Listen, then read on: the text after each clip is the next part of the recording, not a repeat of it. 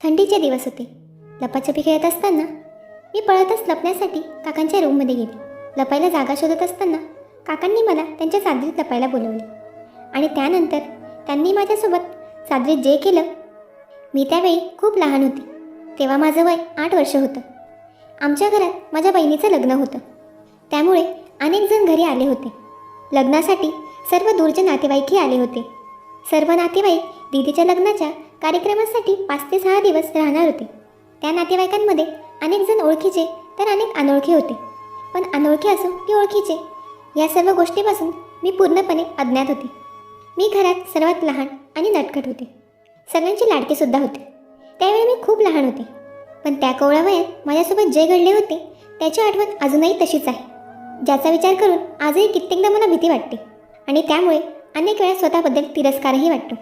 मला अजूनही आठवतो तो दिवस. थंडीचे दिवस होते. त्या दिवशी घरातील सगळेच दीदीच्या लग्नाच्या कामात व्यस्त होते. मी घरातल्या माझ्या वयाच्या मुलांसोबत लपाछपी खेळत होते. माझे काकाही आमच्यासोबत होते. त्या दिवशी ते पण आमच्यासोबत खेळत होते. तेही अगदी आमच्या लहान मुलांमध्ये मिसळून गेले होते. नात्यात ते माझ्या वडिलांचे दूरच्या नात्यातले भाऊ होते. त्यांचं लग्न अजून झालं नव्हतं. ते सगळ्यांचे लाडके होते आणि सगळ्या लहान मुलांना ते खूप आवडायचे. माझीही त्यांच्याशी चांगली मैत्री झाली होती. ते माझे खूप लाड करायचे. लहान आहे म्हणून मला कुरवाळायचे आणि माझ्या हुशारीचं कौतुकही करायचे. ते मला चॉकलेटही द्यायचे. थोडक्यात ते माझे खूपच लाड पुरवायचे. ते माझ्यासाठी माझ्या मित्राप्रमाणेच झाले होते. पण त्या दिवशी खूप विचित्र घडले. इतकं विचित्र की आजही ती घटना आठवते आणि जाणवते. आणि मग ते सर्व चित्र माझ्या डोळ्यासमोर एक भयानक चित्रपटासारखे येतात. एके दिवशी आम्ही सर्व मुलं लपाछपी खेळत होतो. तेव्हा मी लपायला म्हणून खोलीत गेले. काकाही त्याच खोलीत होते. मी त्यांच्या शेजारी जाऊन लपले. मी त्यांनाही सांगितलं की काका, मी तुझ्याजवळ लपते, हे कोणाला सांगू नकोस. ते म्हणाले ठीक आहे, नाही सांगणार. खेळण्याचा बहाणा देऊन त्यांनी मला त्यांच्याकडे येण्यास सांगितले. माझ्या या चादरीत ये, मी तुला इथे बरोबर लपवतो, मग कोणीही तुला शोधू शकणार नाही, असे ते म्हणाले. मग मी त्यांच्या चादरीत जाऊन लपले, कारण तो खेळ मला जिंकायचा होता. ते मला प्रेमाने हाक मारू लागले. मला बरं वाटत होतं, पण हळूहळू मला विचित्र वाटायला लागलं. आता मला त्यांचं ते प्रेमाने बोलवणे चांगले वाटत नव्हते. मग थोड्या वेळाने ते वेगळ्याच पद्धतीने माझ्या छातीवरून हात फिरवू लागले. मला काहीच समजत नव्हते. त्यांनी माझ्या छातीवर चिमटा काढला. तेव्हा मी जोरात किंचाळले. आरडाओरड केला, पण आवाज जास्त दूर जाऊ शकत नव्हता, कारण त्याआधी त्यांनी माझे तोंड दाबून बंद केले. ते माझ्या पोटावरून हात फिरवू लागले आणि मग हळूहळू ते माझ्या प्रायव्हेट पार्टला स्पर्श करत होते. तेव्हा मी समजू शकले नाही की त्याला काय हवे होते. पण त्यावेळी मला काहीच समजत नव्हते. ज्या गोष्टीला मी स्वतः कधी स्पर्श केला नाही, त्याला ते का स्पर्श करू पाहत आहे? माझ्याबरोबर काय होत आहे ते माझ्या प्रायव्हेट पार्टपर्यंत का जात आहेत? मी माझ्या परीने प्रयत्न केले. स्वतःला बाहेर काढण्यासाठी सर्व शक्ती खर्च केली, पण मी सुटू शकले नाही. मी जोरात ओरडले आणि मग त्यांनी मला सोडून दिलं. त्यावेळी त्यांनी मला सोडले, पण शॉकमुळे माझा आवाज कायमचा बंद झाला. तो तुच्छ माणूस पुढचे काही दिवसही कोणत्या ना कोणत्या बहाण्याने मला असा स्पर्श करत असे आणि मी काहीही करू शकत नव्हते.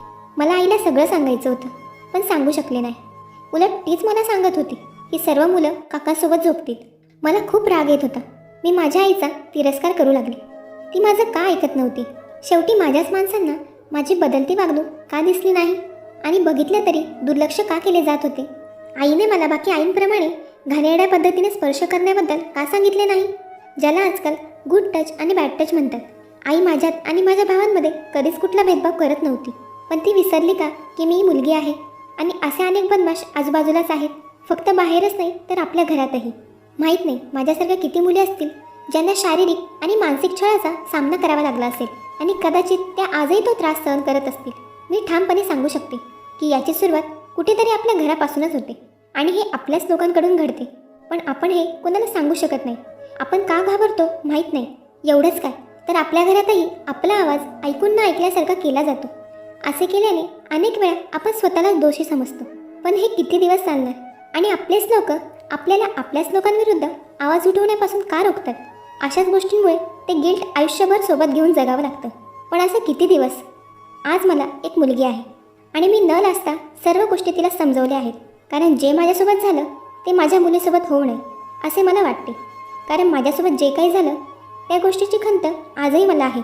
मंडळी, बाहेरच्या लोकांपेक्षा आपल्याला आपल्याच लोकांपासून जास्त धोका असतो.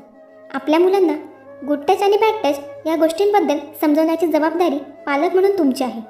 अनेक वेळा काही पालक या गोष्टी बोलायला खूप लाजतात, पण ही लाजिरवाणी गोष्ट नसून एक समजूतदारीची गोष्ट आहे. म्हणून याची दखल नक्कीच घ्यायला हवी.